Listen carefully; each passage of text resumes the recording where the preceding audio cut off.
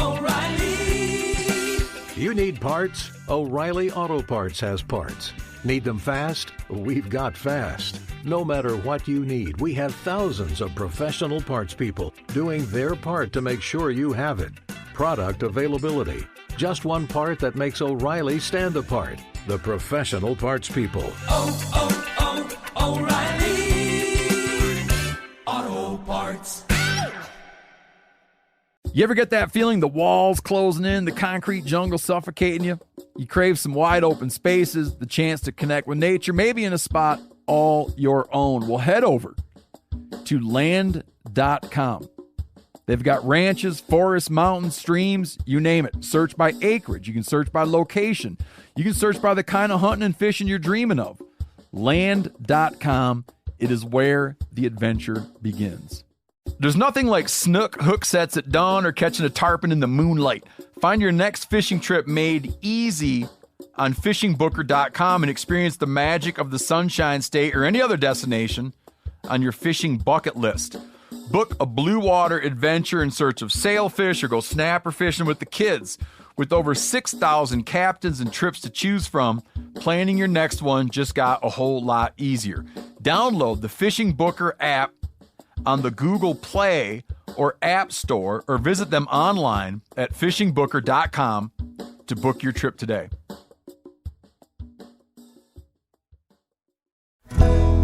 Hey everybody, welcome to episode number 20 of the Hunting Collective. I'm Ben O'Brien. And today I'm joined by a return guest, the great Charles Post. He joined me at episode number 11 to talk about his background as a Berkeley trained ecologist and talk about how important it is to think about ecosystems, not just single game animals. There's a lot we can learn from Charles, and there's a lot he has to teach us. But in this conversation, we got random, we got deep, but we ended on a great conversation around the wild horse issue in Nevada. Now, if you're not familiar with that issue, please listen to the full podcast because you will find out that this is an issue for all of us. If you enjoy public lands and you enjoy using them, you're going to want to hear what Charles has to say. Without further ado, here's Mr. Post in episode number 20.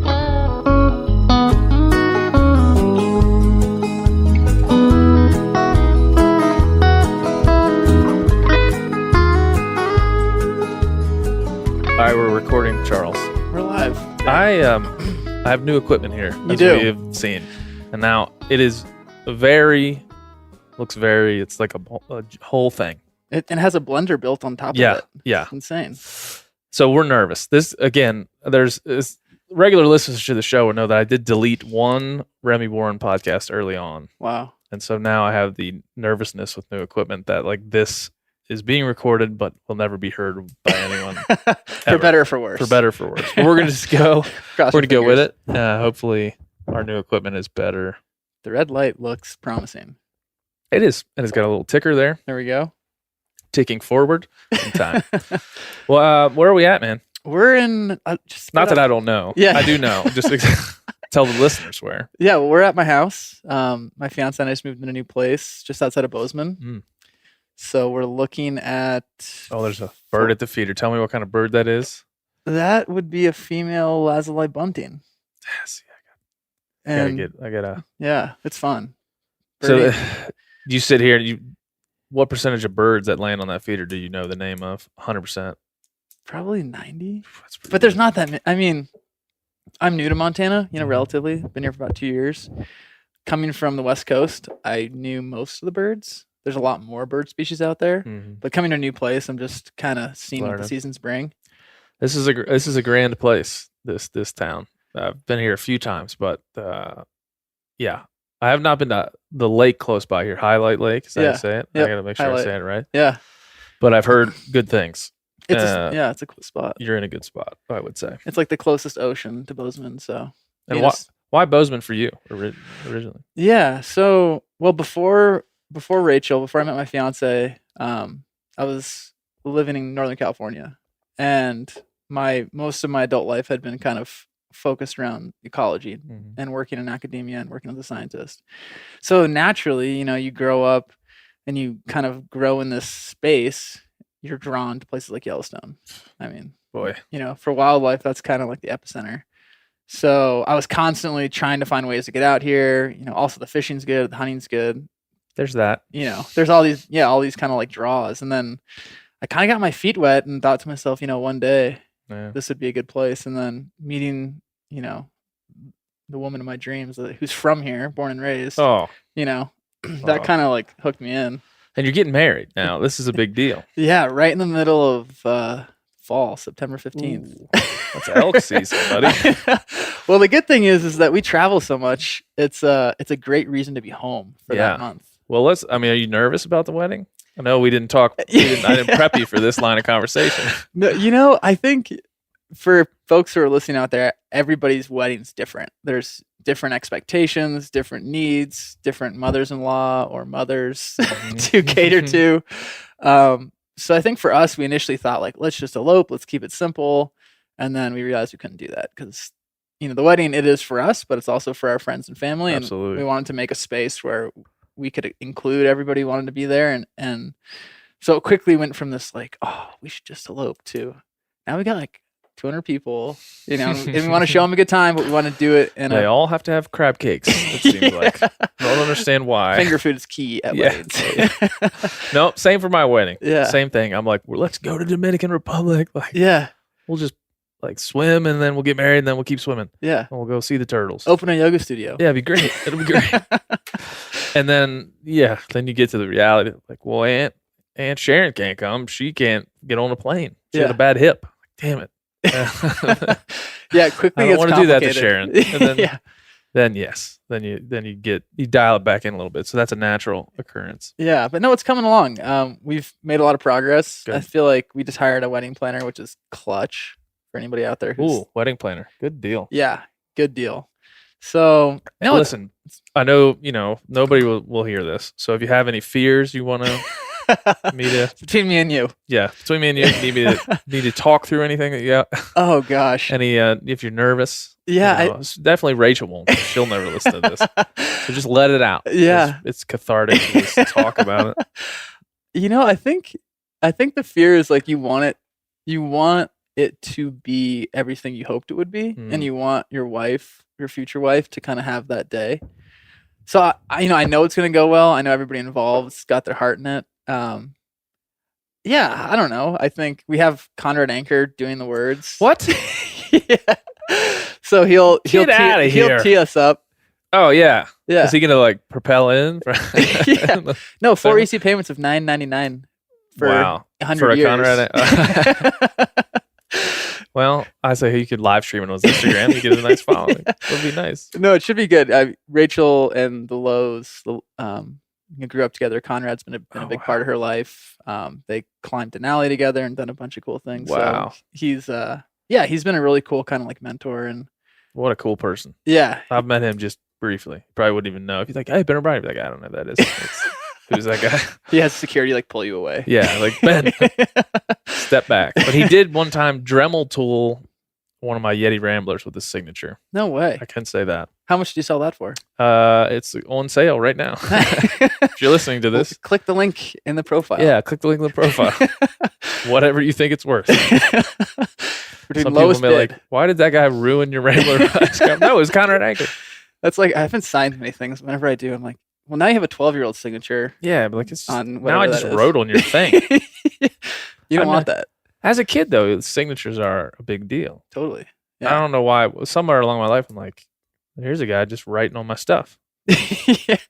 Like, don't write on my stuff, especially like sports stars and things like that. Like, yeah, and then they write on your forehead, and you're like, why? You're like, why? Why did you do that? I like that part. I feel connected to you. I think, speaking of signatures, though, I think there's something to be said for like whether or not you get the signature, like making that step towards like a mentor or a hero. Yes. And just having the chance. I mean, I remember in grad school, my advisor, she always said, like, you'll make more progress in the space by knocking on doors and shaking hands and being curious than you will with like a straight A or an epic paper or good research. Yeah, I think you find most people are good people, especially if you share a passion with them or whatever. Most people are just good. Totally. Yeah. And they feed off passion. I think that's what's so cool about your podcast and getting to know you is just that I feel like a lot of the conversations that you've had on your show come from a space of passion, and come from a place of curiosity and like wanting to learn. It's not, I'm drawn to those narratives that come from a place of curiosity as opposed to, let me tell you how it is. Yeah. And it's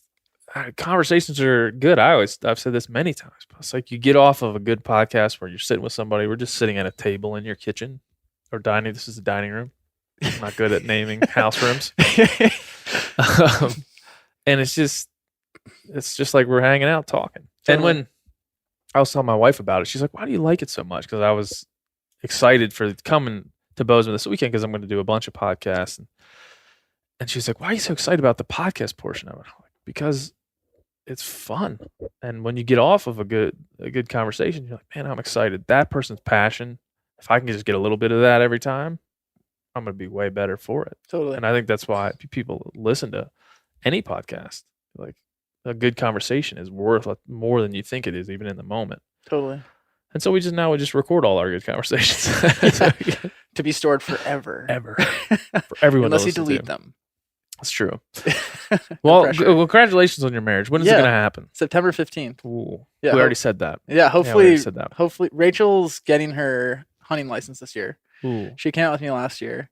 I was able to connect with an amazing elk, and she looked at me right after, and she's like, "I'm getting a bigger one." I was like, "Sweetheart, can we just like enjoy the fact that take some time to get before we become a real hunter? Let's enjoy it. Let's enjoy the little things." But hopefully, we're gonna spend some time. We're kind of just dedicating that month to just being out in the hills and really enjoying home and our first fall in this house. And wow, yeah, it should be good. Well, that's awesome. That's awesome. All right, this place is this time of year. I mean, what's it? Mid July right now. I mean, it's a little warm, but freaking beautiful. Yeah. We just drove down the canyon. It's a big sky, and you're just looking around like this. People live here. Yeah, there's so much. I mean, Bozeman's awesome because it has so much going on. You have the university. You have, I think, a pretty amazing suite of people with different backgrounds and perspectives and ideals. Sure. It's pretty diverse, especially for this part of the country. Mm-hmm. And then you can go, 5-10 minutes in any direction and you're out there, which is kind of the draw. And out there. Yeah, like totally. In public land too. Yeah. National forests everywhere. Yeah. Rachel grew up just a few minutes from town, and, we've seen moose, and we saw a wolf run through right next to their house, and we've seen grizzly bears in the hills up here. And, Suffice to say, I like it here. Yeah. It's a good place. It's a nice place. Airport's awesome. Yeah, it is awesome. Super easy. Yeah, we landed. My kid found, like, have you ever, when you go out of security to go in the airport, there's that little store and there's like a stuffed bear that's like 2 feet tall. He just ran over, hugged that bear, and just picked it up and started walking with it. I'm like, son, that's theft. I'm glad. And you're like, it's $1,000. That's $1,000 bear, so you can't have it. Put it back. You can cut its paw off and we'll take that home. But yeah, it's like if he goes into the Chicago airport, he's just looking around like, don't hurt me. Totally, yeah. This is a very, I think you step off the plane and it feels approachable. Yeah. Except when it's -20 in February. I know. Well, ananyway, don't move to Montana. Nobody will. People that live here don't want you to move here. We're just staging before our move to Orlando. Yeah. Oh, it's nice this time of year in Orlando. It is. Have you the fishing? Yeah, and the dolphins and the sand. In the tank and the dolphin. Do they still have dolphins in the wild? Dolphins. They have them in the wild. Do they still have them in the tanks where people watch them like SeaWorld? Maybe. I know the orca thing has. That's a big deal. That's a big deal. Yeah. I don't know enough about that to talk about that. Yeah, Blackfish. Blackfish is a film to watch. Yeah. I've not seen it, but I've heard a lot about it. Yeah. We're rambling, man. We're full on This rambling. is good. I like rambling. I'm feeling like it's a good rambling day. Yeah. So I don't really want to get all serious or anything like that. Well, I appreciate you reaching out. I think that first podcast was a lot of fun. Yeah. Well, you know what got me thinking about that? One, you live here, obviously. We've never met in person. But second, the Gear Junkie did an article of the best hunting podcasts. Mine was on there, and it was like, what was the best episode? And they put the one with you. No way. Well, let's do another one. No way. So thank you, Gear Junkie. Yeah, thank you. I got to check out that article. Yeah. It just says how great you are. Maybe it's a reflection that people like nerdy science, ecology stuff. Or just different stuff. Yeah. Or just a conversation that goes a different direction. Because I find that like being in the industry is troublesome for me because you don't really have just a regular person's perspective on hunting anymore. Yeah. It's kind of impossible to have that. even for me, when I walk in, I've been a writer and then working at Yeti, and you work in the industry, you get free product. Like it's just part of the deal. Not ashamed to say it. So when you walk going Bass Pro, you're like, well, it's expensive, right? That's a lot of money. Yeah. So there is a bubble in our industry that you get in, and it's very easy to one. It's kind of like a boys club where you hit the rumor mill and you talk about everybody, but you lose your perspective on gear, and you lose your perspective on what hunting really is and how hard it really is to get into for people that don't do it. And two, for people that do take part, how hard it is on your pocketbook and your time if you have a family. These things are hard. Yeah. So when you're doing it for a living, air quotes, you lose that perspective. And maybe that's the goal, because everybody would love to do it for a living that hunts. But I think when they hear your perspectives, it's much like, hey, here's a guy who's not talking about these amazing adventures in a way that's his business. He started studying ecology and moved into this. Right. And so those perspectives are, my God, that's important to me. Yeah, and I appreciate that. And I think that, one of the things that I remember my mentor in graduate school told me was, some of the most inspiring people that we've had on Earth have married two kind of disconnected worlds. It's like the mathematician who's a ceramicist who figures out how to like patch a heart, or it's the farmer who's really good at chemistry who figures out how to make the crop resistant strain. And I think that kind of blend of perspectives kind of hopefully, works towards removing that kind of island dynamic that can happen in certain communities, whatever field, whether you're in sports or science or hunting, you kind of get on your island and you talk to your tribe, and you can kind of predict what people are going to say, how they're going to react. Obviously there is some flux of new ideas and new perspectives, but it can be kind of that insular space. Yeah. I mean, that's a good point. Like, anymore, I'm firmly pro nuance and I'm firmly anti tribalism. Like that. I don't know if I could describe myself. Like, what do you believe? Like, I don't know. Those two things for sure. Yeah. In 2018, I feel like you have to be those two things, totally. Especially if you live in a digital space and put content out. You got to be like, let's leave room for nuance and let's not get in our bubble. Let's try to like look at everything with an open mind. Yeah. And I think, one of the pillars of science is this idea that science is imperfect. Science builds on our predecessors' work. It stands on the shoulders of the people that inspired us. And the best science stems from the best question. Yeah. And the best science is always presented with this idea that we are 95% confident in our results. That leaves an inherent 5% unknown. Yeah. So I think that's something that I find interesting with hunting or conservation or ecology or whatever, that society, the media, whatever, there's this inclination to be definitive and to say like it's this way or that way, and there's two bins. But what I always try to say, like you're talking about, that nuance, that minutia, the weeds are where the magic happens, and the weeds are where the truth comes from. So it's hard because folks, we're looking for answers. Yeah. But oftentimes, like I just got back from this horse project, there are answers that are applicable to a population, to a herd management area, to a season, to a rainfall regime, and then the second, like that place that used to have 2 inches of rain gets no rain, then it's a whole different answer. So it makes, but I think that's the beauty of, of looking at the world that way, that there's always room to improve. Yeah. And it also takes a long time. Totally. Science, you can't look at somebody like, whoop, I got it. Here's my scientific, the final scientific conclusion to this problem. I just figured it out. Except extinction. That's pretty obvious. Yeah. Like, we haven't seen him in a while. Yeah. Put him on the list. There's the dead one on the ground. Yep. And that's he looks like he might be the last one. Yeah. The way that he's dead. Oh, which is such a bummer. Yeah. So there's so few finalities in the exploration of the outside or natural world. There's no finality in the scientific exploration of it. Right. There seems to be finality in our opinions when we, dial up the rigidity of our own, ideologies and philosophies and just dial that up a little bit, which it seems a lot of people have done. Right.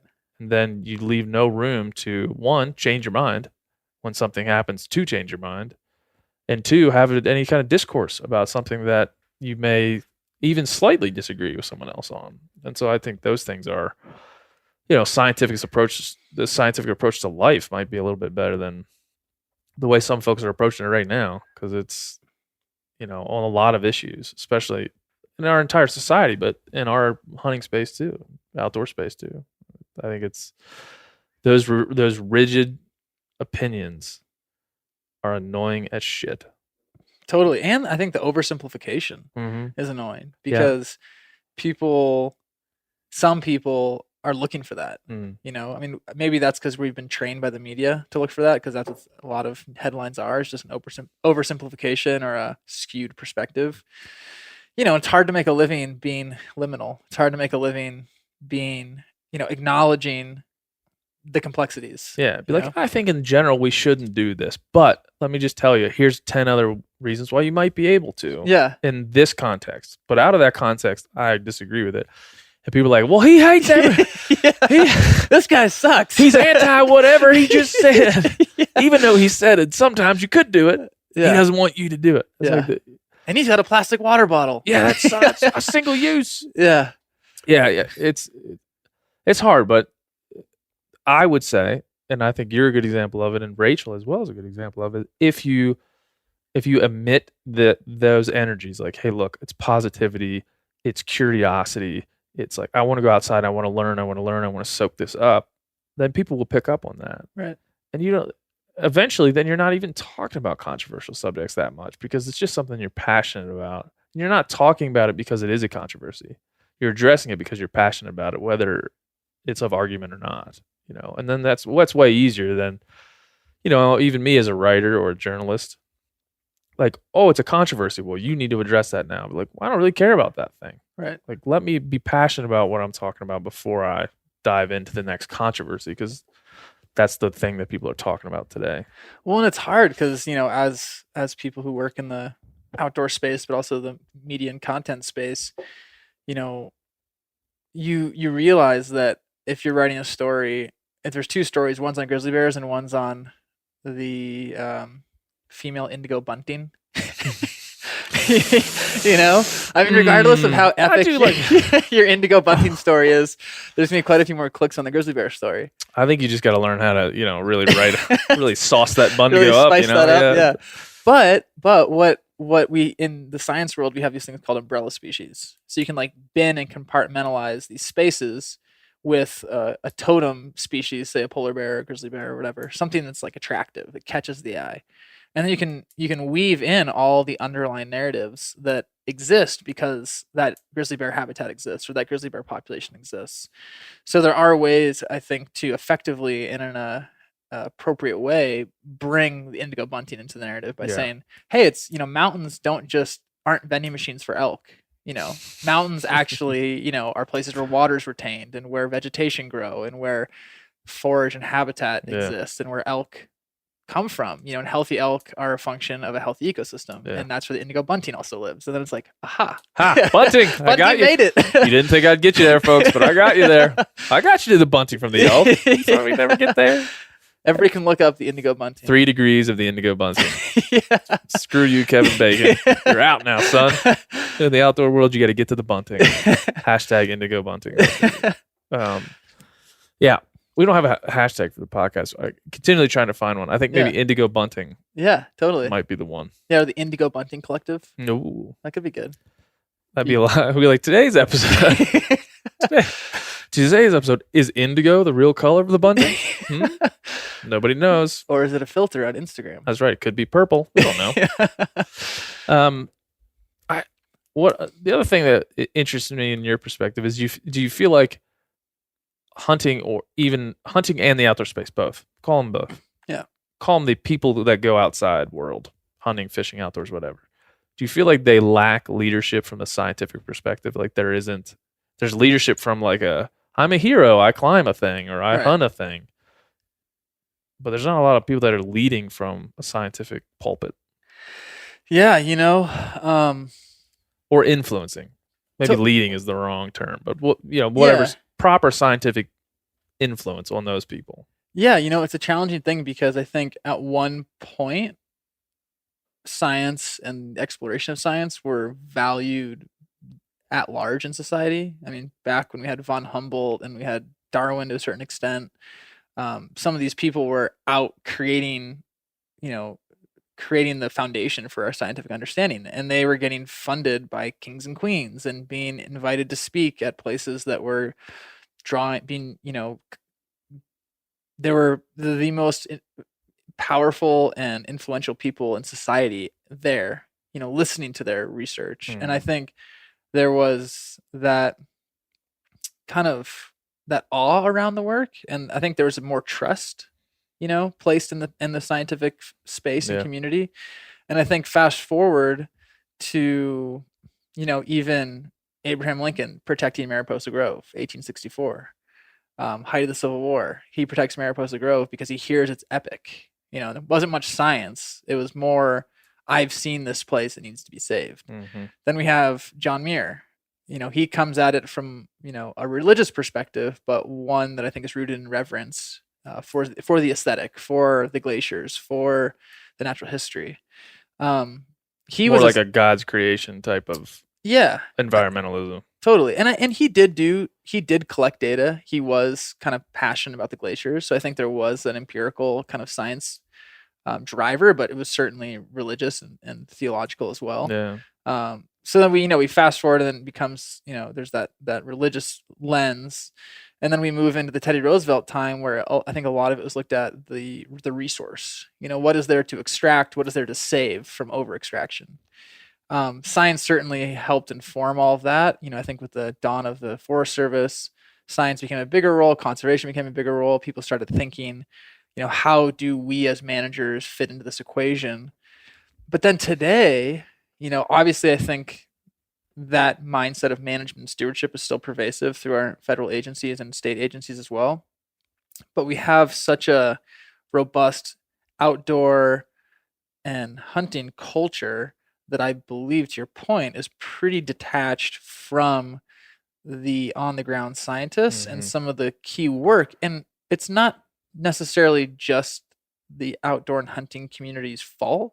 I think the scientific community has done a pretty poor job of extending a hand, and poor marketers. And that's not their fault. I mean, the currency in science is to create peer-reviewed research and to create data sets and to be, there's this kind of like legacy of being insular. And coming from that space, having spent most of my adult life as a scientist, I remember going to those conferences and sitting in on those lectures and those, different kind of gatherings of the minds. And it's like, okay, this is rad that we're all on the same page, but everybody who's out there in the general public, number one, isn't going to understand what we're talking about, doesn't have access to what we're publishing, and it's not being written about or disseminated in a way that's at all digestible. Yeah. So that's partially the scientific community's fault. So I think it's kind of this like big disconnect. And I think the result is that you have an outdoor industry that's largely standing on the pillars of physical accomplishment. I think there is some conservation and stewardship there, but I think generally it's how badass can you be? How extreme can you be? And that's great. I mean, that's a whole different aspect of the narrative. The hunting industry is, I think, a little bit more tapped in because to hunt, you need wildlife. Yeah. And for wildlife to exist, you need an ecosystem that's functioning. I mean, you could climb a mountain. Kind of doesn't mean there have to be pika on it. It's the same. Like, I think we get lost in our own decades-long conservation story. We get lost in the fact that we can look at Africa and be like, well, they value wildlife because they're worth money when you hunt them. So that's the big argument over there. But we get lost in our own value system for wildlife. It's kind of the same thing. We get lost in, we value these animals because of the opportunities. We have reverence for the opportunity to hunt them. That's why we value them. Right. We don't necessarily value them within the ecosystem, right, or as a part of a granular landscape. We value them for that opportunity. So our value system is akin to Africa's. We've just kind of, over 100 years or so, really reshaped what that looks like, what that value system looks like. Yeah. And I think we have maybe, and I'm not an expert in Africa and definitely don't plan to pretend that I am. I'd rather avoid the subject. For sure. I don't know why I even brought it up. No, I always try to Yeah, so it's a continent, man. We don't talk about North American hunting. Yeah. Like let's slow down. Yeah. And I think you could probably argue that the landscape, the social, political, ecological landscape is more dynamic there. Which makes it even more challenging for people like us who are laymen to talk about. Or like when people say like hunting in Africa, I'm like, do you realize Egypt is in like, yeah, totally. Egypt. Yeah. Or South Africa. Or the Seychelles. Yeah. You're like you don't be like, Northwest Territories or Mexico. Yeah. These are conflict. These are the purest generalization of pure generalizations, which happens in I think it happens in the hunting world and the anti or non-hunting world. Like, hunting in Africa is this or that. Let's maybe break it down. Totally, yeah. And I think, even the people like within hunting, as an editor at Modern Huntsman, one of the real treats has been to focus on this idea that hunters exist on a spectrum, just like politicians, just like humans. And there's the best, and there's those that could use some work. And there's a lot in between who I think are open to being better. Yeah. And it's unfortunate when one person, whether it's a politician or your neighbor or a guy who hunts in your community, does something that's not ideal, that sheds a bad light on the broader collective. Isn't that that's a tough concept? Because I got into this podcast thinking that's what I'm going to talk about all the time. But then the more you talk about it, you're like, this is depressing, man. Yeah. Like, this sucks. And I always picture like a tug of war. You had a bunch of people on one side of the rope tugging on that thing. You can choose which side you want to be on.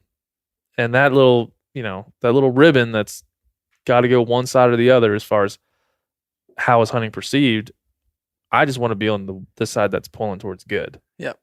And as long as I'm over there pulling, I don't really need to be pointing out the people on the other side exactly for what they're doing.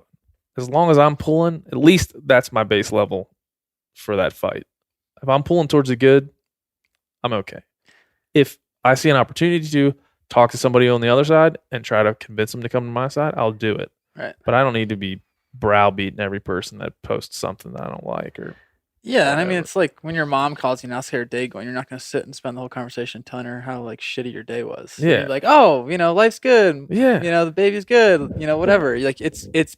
I think thinking positively and being drawn to the positive. Yeah. Not only makes your day better, but just helps you focus on like where we should be working to move the needle further. Oh yeah, because you could spend every conversation you have in the hunting world talking about people you do not like, right? Or in the outdoor space, I'm the same.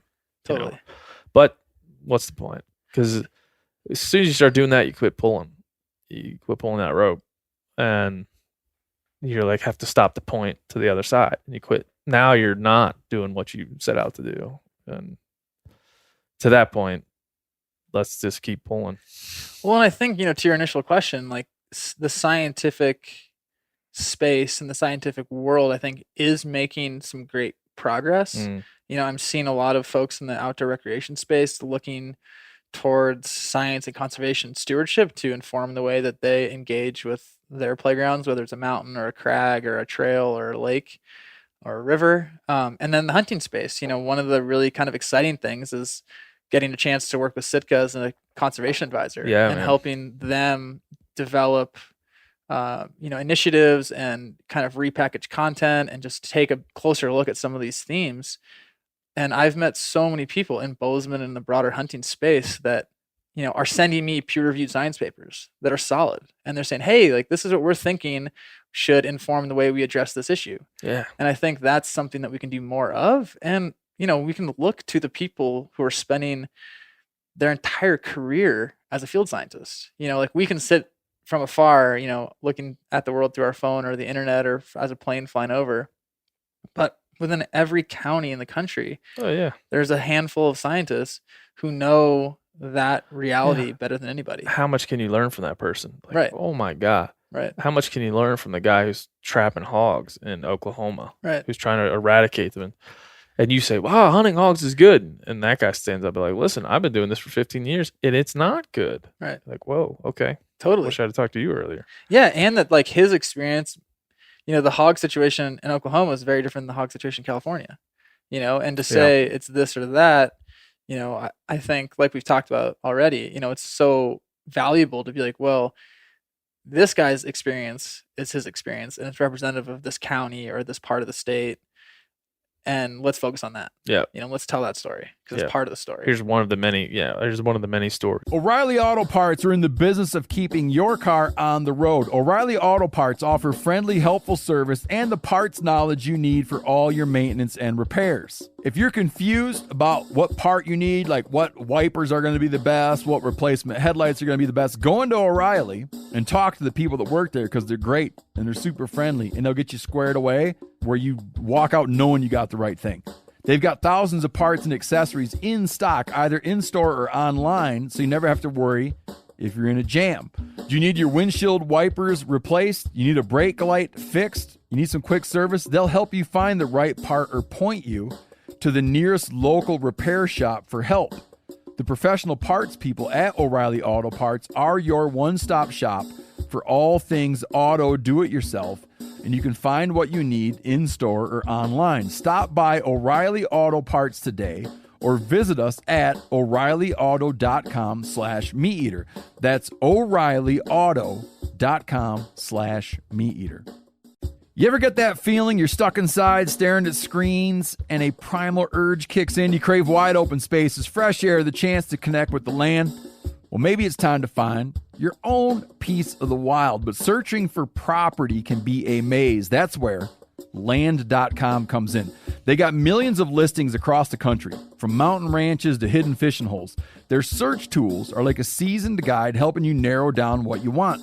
Land.com isn't just about buying and selling. It's about finding a place to hunt, fish, explore, or simply sit by a campfire and listen to the crickets. So head over to land.com today to turn one day into today, because trust me, there's nothing quite like the feeling of standing on your own piece of earth. There's nothing like snook hook sets at dawn or catching a tarpon in the moonlight. Find your next fishing trip made easy on fishingbooker.com and experience the magic of the Sunshine State or any other destination on your fishing bucket list. Book a blue water adventure in search of sailfish or go snapper fishing with the kids. With over 6,000 captains and trips to choose from, planning your next one just got a whole lot easier. Download the Fishing Booker app on the Google Play or App Store, or visit them online at fishingbooker.com to book your trip today.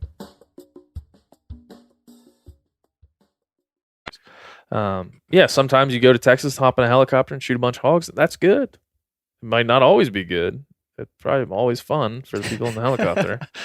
But that's a hard thing. Like, that visual for somebody who isn't relatively informed on the topic, I think there's that disconnect. And one of my wildlife professors at Berkeley when I was an undergraduate, his name is Reginald Barrett. He's a professor emeritus, incredible guy, studied under Luna Leopold. Oh, wow. And he was hired by the Australian government to come out and try to help them figure out how to get rid of wild hogs. And they went up with the military and some high-powered rifles and thought about that could be a way to do it. And it just wasn't cost-effective because bullets are so expensive. Wow. So, I think for folks who aren't familiar with the hog situation, it is a robust population that has no checks. So there's no balance. And death is death, and that's something that takes place whether you eat a chicken or a piece of kale or you have a cotton shirt. Yeah. Things are dying. Yeah. How do you get that? Because that example, and I always I don't want to get on a soapbox, but I do want to examine that idea. Yeah. Because it is an important idea. I find myself sometimes, I used to, I don't anymore because of the pulling and the rope thing we talked about. Yeah. I used to drink whiskey and go online and fight with vegans. Shit. What was your handle on Twitter? Oh no, it's just my handle. I used to go on to like the vegan thing and but not argue, but just try to talk. It was from Indigo that. Bunting Ben. Yeah, the Indigo Bunting official. I'm like, man, I'm a bird. I was over here trying to eat some seeds. I would argue with these folks. And I always felt like that was the one point that I needed them to understand that, like, you are a part of a cycle of consumption. You were designed to consume. That is what we do. We are an anthill. Like, fly over LA one time. mountains, mountains, mountains. What's that thing? That's humans. Right. Like, that's the one thing that always got me. And so how do you talk to somebody about that idea? Like, hey, no matter what you do, you're doing, being a vegan or recycling or all those things that you're doing them for the right reasons. Totally 100% agree with you on what you're doing. But you're not off the hook. Right. Don't tell me you're off the hook. And don't tell me that I'm on the hook because I kill something. Right. Like, how do you get that across to somebody who's so far down that ideological path? I've not found that I could walk anybody back far enough to get them to really, other than to maybe take them hunting or something like that. Right. And Yeah. convince them to go hunting. I think you and I had a conversation on our first podcast where we kind of got to something that I've repeated out loud, which I've gotten a little backlash for. And it's this, like you're getting at. I mean, if we're talking about net impact on an individual level, the worst thing we ever did was be born.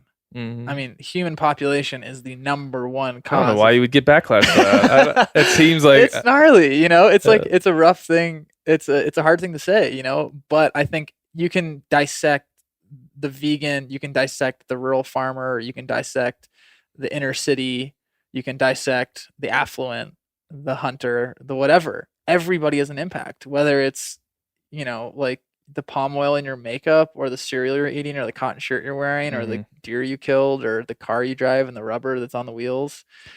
It's gnarly. I mean, everything has an impact. So I think, one, the people on either side of the spectrum isn't where I like to focus. I like to focus on the middle ground, where there's people who have open ears and open mind and are open to the idea of considering something else. And with that, you kind of avoid the conflict at either end of the spectrum. And I think there's a lot of room to say, okay, well, we are here. We're blessed with these resources, with the time, with a voice, with a platform. Let's try to do our best. Yeah. Let's try to make the Anthropocene, like the epic that the world is currently in, a better epic. I like that. Hashtag Indigo Bunting. Yeah. Yeah, man. But there's hope. I mean, watch the Jane Goodall film. Jane. Like, watch that and tell me that somebody can't be born onto this planet and do good. Yeah. Because she's somebody who's doing incredible work, inspiring countless young people to care about the natural world. And Jane Goodall and I disagree on a lot of shit. Totally. She hates hunting. Yeah. But I still can respect that mindset because I think it's way closer to my mindset than most other folks out there. Yeah. It's like this extreme caring. And the other point I think is important to make is like a lot of the things we're talking about, hogs, for example, feral hogs, wherever they may be in this country. We put them here. Oh, really? You have some? They're delicious. And there's a lot of them, turns out. Who knew? Yeah. We put them here. And so we created a problem. We're fixing a problem. That happens a lot. Right. In as you well know, in the conservation space and in the space that we live in, we are fixing a problem that we caused, and then lauding our fixing of the problem that we caused with like a lack of perspective of what's exactly going on there. Right. I think that happens a lot in the environmental world and a lot in the hunting consumptive space too. I mean, you're like, we killed all the elk. Well, Yeah. What are they back in like 10 to 12% of their native range? Yeah. Native I'm habitat. not positive, but I'll bet that's close. That's close. Yeah. So we did it. Yeah. Like, woo. Yeah. And we killed them all. Not me and you, not even our grandparents, but we humans were a part of that. So what is the thing that we are doing right now that decades from now folks will look back at and be like, can't believe you did that. Yeah, and I think that's a good point because, I just returned from a week-long trip in Nevada shooting a film with Phil Baraboo, who'd made Charged, and Brandon, and Ben Masters, who's legend. You'll know. And during that trip and after the trip, we've been getting feedback from people saying like, "Oh, well, this is a horse problem, or this is a cattle problem, or this is a PETA problem, or an activist problem," and it's a lot of people's problems. And what I think a lot of folks forget is that today exists because of 200 years of human impact. Mm-hmm. And horses are here. Yes, they were brought here by the Spanish. there's a legacy of overgrazing. There's a legacy of resource extraction. There's a legacy of heavy-handed use by humans.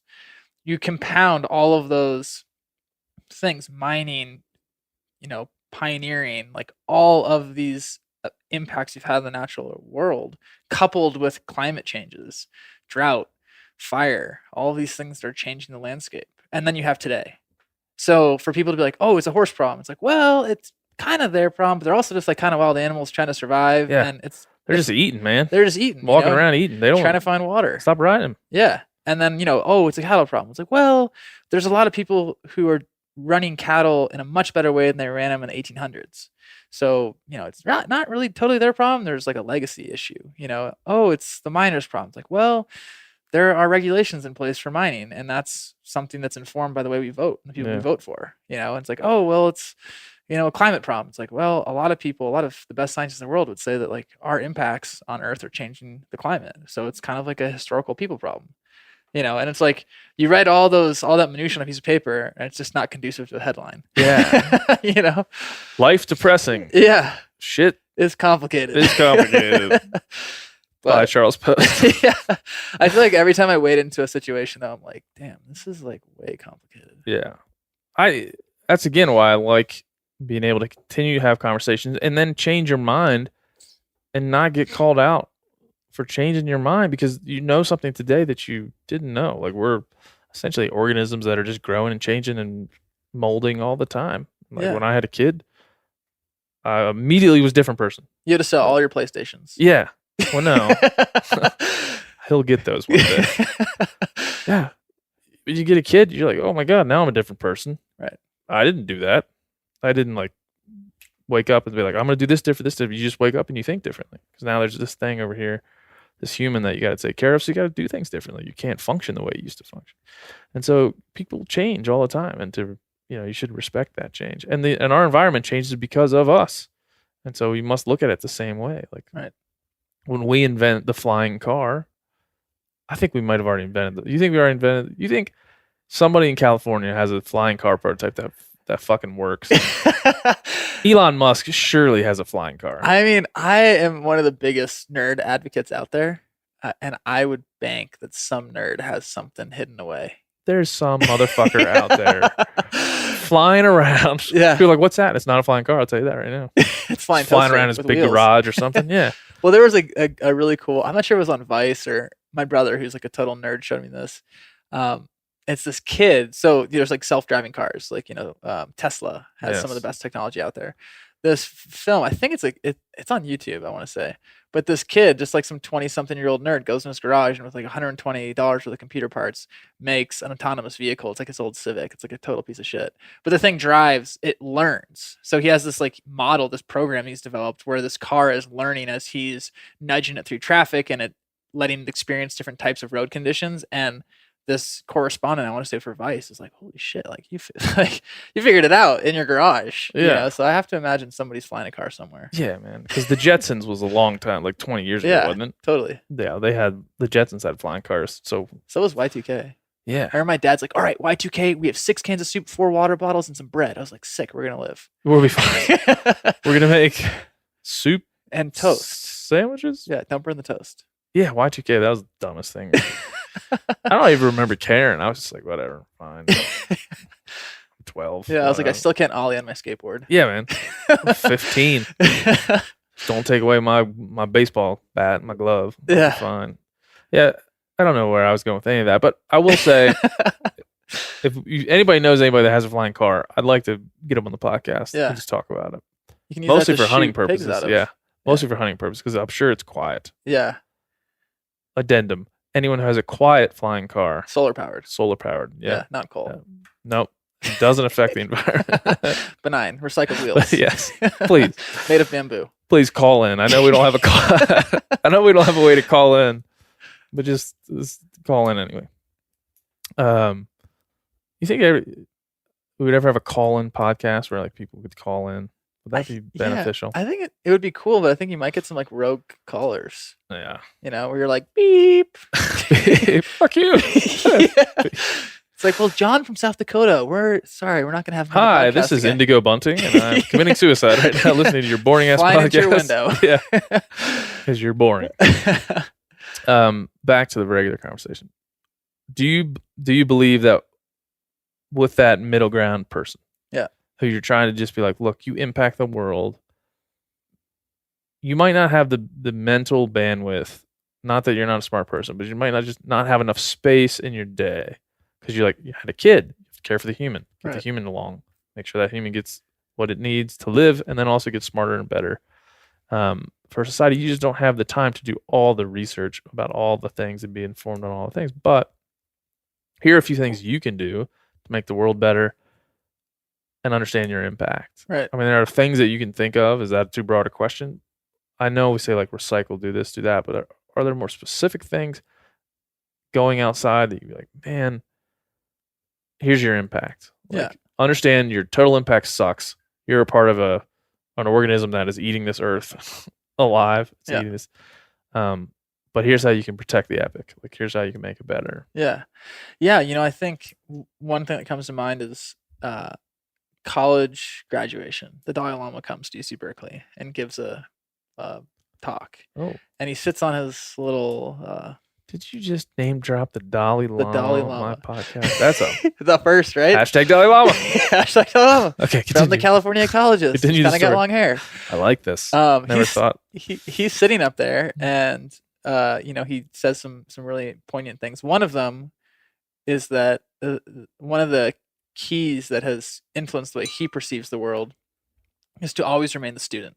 The second you identify as a professor, you lose the opportunity to learn. And I think that translates to the idea of looking at the world and looking at the complexities and all the crazy things that are happening from a place of curiosity and realizing that there are people who are experiencing the world in a different way, seeing it through a different lens, and that through questions and listening, you individually in your backyard, in your community, can have a better understanding of how you fit into the broader global dynamic, but also how you can improve yourself. Maybe you're interested in organic farming. Maybe you're interested in bow hunting. Maybe you're interested in flying cars. Like, through your pursuit of doing whatever you love the best way possible, you can reduce your impact and do what's feasible for you financially, physically, given the resources you have or don't have. I mean, everybody has a different situation. And I think just looking at the complexities of the world by saying, like, how can I improve and what questions can I ask to give me a better worldview, I think will help. That's a great one. Always be a student. That is something I need to go reapply to some conversations I had the last couple of weeks. Then after, it was so funny because after he says that, and everybody's like, oh man, that was so impactful. So deep. Yeah. So some kid raises his hand. It was like the last question. And he's like, oh, could you give our class like any parting wisdom? And he sits there and he kind of does this little like wiggle and he looks at us and starts laughing. He's like, yeah, good luck. And I think that's a pretty solid bit of advice too, because I think a lot of kind of your impact and your life experience just comes from having good luck, but also being open to the luck that you have. Because a lot of people go through the world with their eyes closed. I think there's so much to be said for going through the world with your eyes open, seeing those doors that might be presented to you, seeing those people who might be there to help you or to collaborate with you or to corroborate with you. And I think just having that openness is huge as well, because it's when people get on that island and they put their blinders on and they put their head down and they just dig their heels in is where you don't get a lot of progress. Yeah, and that's a good point. The Dalai Lama, huh? Yeah. Man, He's a legend. I always wonder, like, does the Dalai Lama just like go to Taco Bell? Probably. Think so? Yeah. I'd like to know. I feel like he's just like a normal guy. Yeah. Does he have vices though, the Dalai Lama? Because that's a smart. Always be a student is a smart thing. Yeah. And he's become the Dalai Lama based on all the smart things he says. Yeah. But I wonder if he just is like, I'd love a burrito. After that speech, he just goes down. Yeah. I don't know. Probably. I feel like he's just as human as anybody else. Probably. Yeah. That's true. Well, good. I'm glad the Dalai Lama got in on the conversation today. Yeah. That's a first for the podcast? I don't know. Maybe. I did have Shane Mahoney on. He's kind of like, he's a bit of a Dalai Lama. Yeah. Like a Canadian Dalai Lama. Well, Something right like next that. door to Tibet, we have Bhutan, which is Heard about that. Pretty cool. place. It's a kingdom. The entire kingdom is a wildlife sanctuary. Is it? Yeah. Because who went over there now? Oliver White, who's a big time fly fisherman, went over and fished there for a Yeti film. Wow. With Probably good fishing. I think so, with Ben Knight and Travis Rummel, I believe. Oh yeah. So maybe we'll get to know more about the film when it comes out. But that's good to know that. Yeah, Tell me more. How much you know about that place? I know one other thing. Oh, tell us that. Instead of GDP, gross domestic productivity, they have GDH, gross domestic happiness. That's their metric for success or Lord. progress. Wow. All I right. have to look into that. How do they measure happiness, you feel? Probably a simple survey monkey or something. So, yeah. I don't know. It's like that thing on Instagram stories where you can put the hard eyes at one level. I do that sometimes, and then it'll be like a picture of Rachel, my fiance, and I'll like swipe to the far right because it's like the most. And then I look at him like, I think I'm the only person who voted on that. Well, then maybe like you accidentally let your finger off too early and it goes halfway and shit. So I'm just like, really? And then you get that text. Yeah, you're like halfway hard eyes. Yeah. You asshole. Sleep on the couch. You full way hard eyes every time. What's wrong with you? We're getting married. You don't love me. Dalai Lama. We'll switch. So wild horses. Yeah. I'm gonna make the transition from the Dalai Lama to wild horses. Wild horses. First time ever on Earth, probably. And we're actually looking at some horses that are not wild. Yeah. In your 4 of them backyard there. Yeah. There's the transition. Bam. Perfect. So you went to Nevada, correct? Yep. With that pretty impressive group of filmmakers. Yep. To take a look at the wild horse issue. Yep. And then make a film on it. What did you find? Yeah, I think first of all, like the kind of genesis of the project was pretty awesome. We had over a dozen different state, local, and federal agencies come together and basically propose the idea of us making a film. And it was really, I think that set us off on a great trajectory because we had so many people from so many organizations with so many interests and stakeholders with a singular focus on like, let's present the story in an authentic, accurate light. The film, we didn't set out to answer all the questions. People have spent their entire career trying to answer some of these questions that are just complicated. But instead, the intention behind the film was, can you guys go out there? Can you embed yourselves with experts, folks with decades of experience? Can you learn about their reality? And can you digest those vignettes into an overarching message? What is the state of wild horses on public lands in America? And what are some of the things we can do to push the needle in a path of stewardship, of sustainability? Because right now, the wild horse issue it's shitty. The wild horses aren't winning. The ecosystem certainly are not winning. We have a pretty divided group of people who are quote unquote, air quotes, for horses and against. There's a lot of people in the middle who I know are eager to learn more. So we kind of came at it from that space in the middle, which is like, let's just learn as much as we can. Let's present what we've learned and pose some hopefully provocative questions that folks can listen to and explore in their own time and through their own means. Yeah, that's interesting. How pervasive is what's the population of wild horses in Nevada? Do they know? They do. Nevada has the most wild horses in the country. Their wild horses and burros generally get clumped together. There's well over 80,000 wild horses in North America.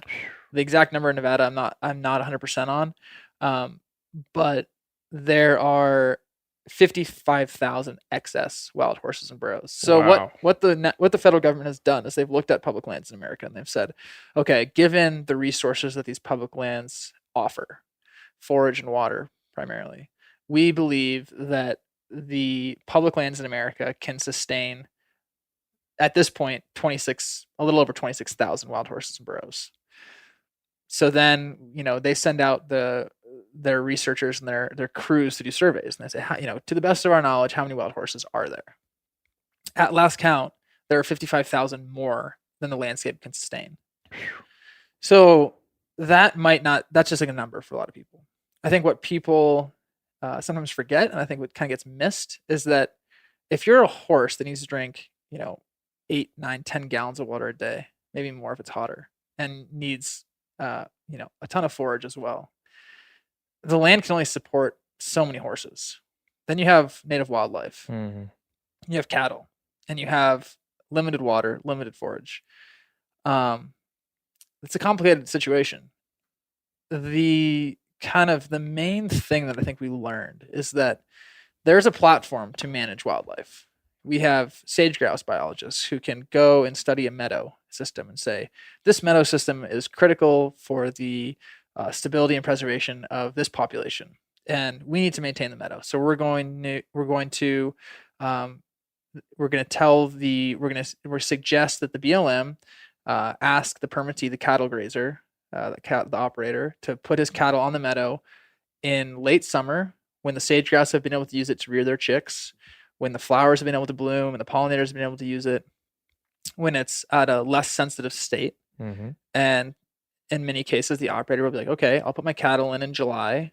We'll scratch the itch of the sage grouse biologists. We'll help maintain the ecosystem. We'll run our cattle through there because cattle need forage, especially at the end of the summer. And that's a win-win. There's a platform for the wildlife managers to work with the federal government and state agencies, and there's a platform for cattle operators to do the same thing. Certainly, there are examples where the wildlife are losing for a variety of reasons. Maybe it's historical overgrazing, maybe it's drought, maybe it's fire. I mean, it's a 500,000 acre fire in Nevada that's burning, or was burning, biggest in the country, destroying sage grouse habitat and sage grouse communities. So there's a platform there. If there are too many deer, too many hogs, too many elk, not enough, there is a platform and a structure for folks to work together and say, like, here's the platform we're working within. Let's accomplish this goal or work towards this goal.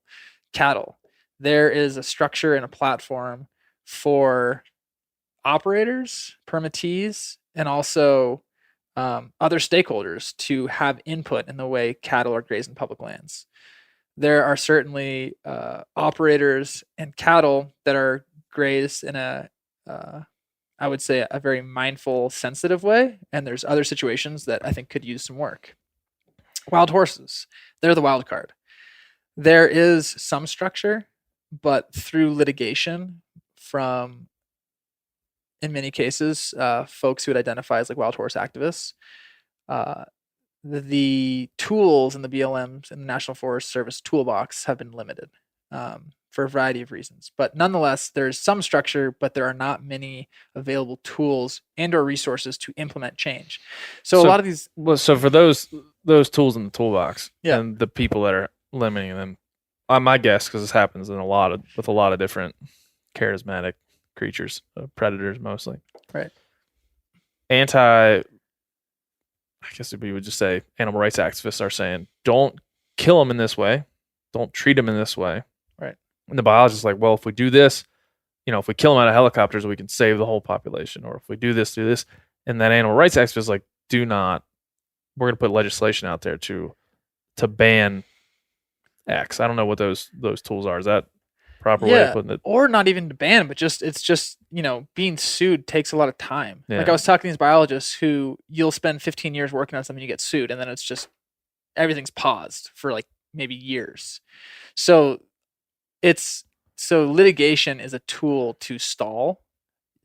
The outcome can be years down the road, but it's been an effective tool to just stall things. Yeah. So what are they specifically? Do you know what they're specifically suing to injunct here? Yeah, I mean, there have been lawsuits around roundups being inhumane. A lot of times, contemporary roundups include ATVs, four-wheelers, helicopters. Getting those overpopulated populations into corrals, and then they can be transferred to holding facilities where they're quarantined and given shots and castrated and basically prepared for adoption. That can be a challenging process for the health and well-being of animals. It's a stressful thing. There has been litigation that has prevented the research on spaying and neutering animals surgically. It's been coined as inhumane.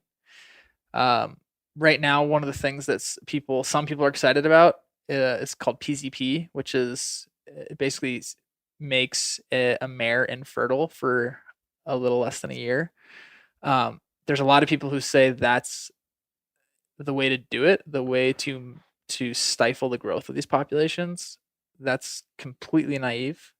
There are certain small non-representative cases where individuals who are familiar with a herd that doesn't freak out from humans. Yeah. Which I've spent quite a bit of time. Like that was not my first time to Nevada. That was definitely not my first time with wild horses. To get within the range of a dart gun to shoot a mare, I've maybe on one occasion I've been that close to a wild horse. So it's just not feasible. Time intensive. You have to pay somebody to do that. Totally. Or a Resources, volunteer, but you got to get them trained, and there's got to be all these checks and balances to make sure it's done well. Yeah. And you need to have a protocol. You need to have consistent data collection. And that mare needs to be identifiable. That mare needs to be darted in a year. That mare won't carry a foal, but she'll continue to go into heat, into estrus. So that mare will be bred, but will never carry a foal. That doesn't sound very fun. No.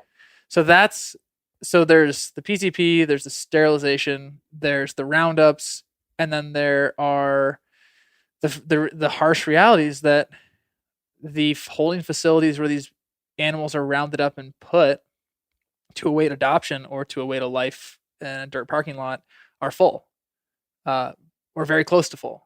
So that we don't even have capacity to take in more horses. The BLM doesn't have capacity to round up more horses because most of their funding is going to feeding these horses that are in captivity. Oh, wow. $50,000 per horse per lifetime. And that's to feed them alfalfa and hay. And for anybody out there who's ever looked at the amount of water that goes into... Yeah, buy one horse, everybody. Yeah. Like, if you have a half acre and you can do it, buy a horse and see what that costs. And it costs a lot for the government to feed these horses. It costs a lot to just hold them.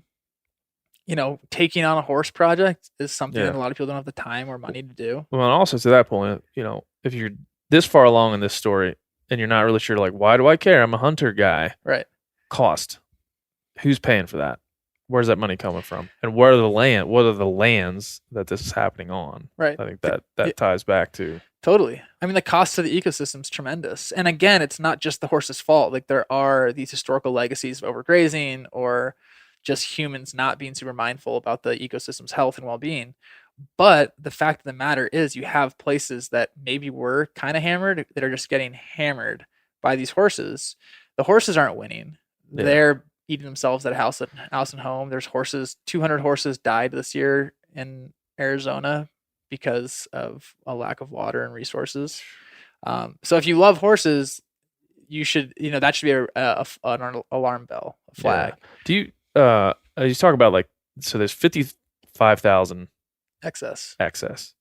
O'Reilly Auto Parts are in the business of keeping your car on the road. O'Reilly Auto Parts offer friendly, helpful service and the parts knowledge you need for all your maintenance and repairs. If you're confused about what part you need, like what wipers are going to be the best, what replacement headlights are going to be the best, go into O'Reilly and talk to the people that work there because they're great and they're super friendly and they'll get you squared away where you walk out knowing you got the right thing. They've got thousands of parts and accessories in stock, either in-store or online, so you never have to worry if you're in a jam.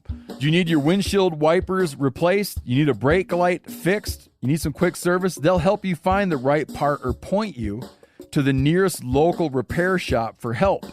The professional parts people at O'Reilly Auto Parts are your one-stop shop for all things auto do-it-yourself, and you can find what you need in-store or online. Stop by O'Reilly Auto Parts today or visit us at O'ReillyAuto.com/MeatEater. That's O'ReillyAuto.com/MeatEater. You ever get that feeling you're stuck inside staring at screens and a primal urge kicks in? You crave wide open spaces, fresh air, the chance to connect with the land. Well, maybe it's time to find your own piece of the wild, but searching for property can be a maze. That's where land.com comes in. They got millions of listings across the country, from mountain ranches to hidden fishing holes. Their search tools are like a seasoned guide helping you narrow down what you want. Land.com isn't just about buying and selling. It's about finding a place to hunt, fish, explore, or simply sit by a campfire and listen to the crickets. So head over to land.com today to turn one day into today, because trust me, there's nothing quite like the feeling of standing on your own piece of earth. There's nothing like snook hook sets at dawn or catching a tarpon in the moonlight. Find your next fishing trip made easy on fishingbooker.com and experience the magic of the Sunshine State or any other destination on your fishing bucket list. Book a blue water adventure in search of sailfish or go snapper fishing with the kids. With over 6,000 captains and trips to choose from, planning your next one just got a whole lot easier. Download the Fishing Booker app on the Google Play or App Store, or visit them online at fishingbooker.com to book your trip today. Are these populations all, were they wild originally? How much of this is a native population? Is any of them, is there a native range known for the wild horse, or is it all just essentially escaped, kick their saddle off and run for the hills? Yeah. No, it's a great question. Horses went extinct 12,000 years ago, around then, back when we lost the American cheetah and other species. So they existed at one point in North America's history, but they are here because they were introduced by humans. So they are, in my opinion, and by definition, I would say feral livestock. We have the Wild Horse and Burro Treaty Act, which federally protects them. So that's, I think, some of the that adds a level of complexity to the situation. But to your point, if you're listening, you're a hunter, and you're saying, why do I care about wild horses? We should care about wild horses because wild horses are on virtually all of our public land. And wild horses require a lot of food and water. They are competitive. They will exclude pronghorn from drinking. They'll compete with other wildlife for forage. Think about mule deer. Mule deer won't go in the same area that an elk is in. If a bunch of wild horses move into an area, mule deer, see ya. I mean, we spent a week out there and we saw mule deer in places where no horses. We were filming sage grouse in meadows where the sun came up and the sage grouse flew in to feed with their chicks. The chicks and the hens walked in. But I mean, we had multiple day-old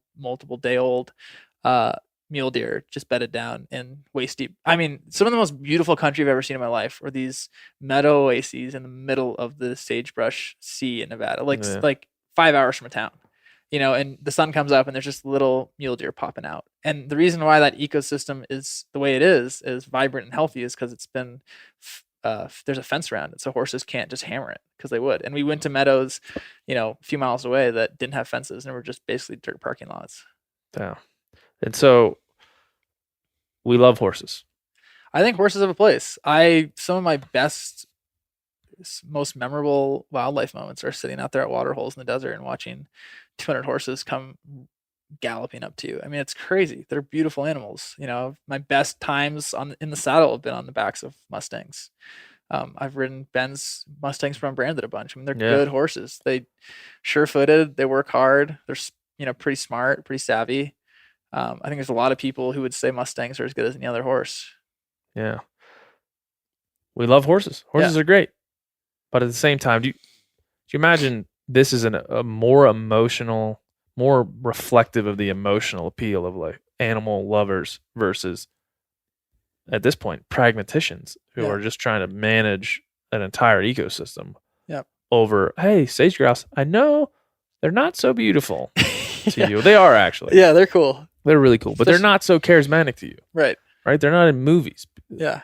But they're important too. Right. And you may not know it or you may know it, but by trying to protect these horses, by trying to overlove these horses, you're loving other things to death. Right. That's a problem that every hunter should understand and should be aware of.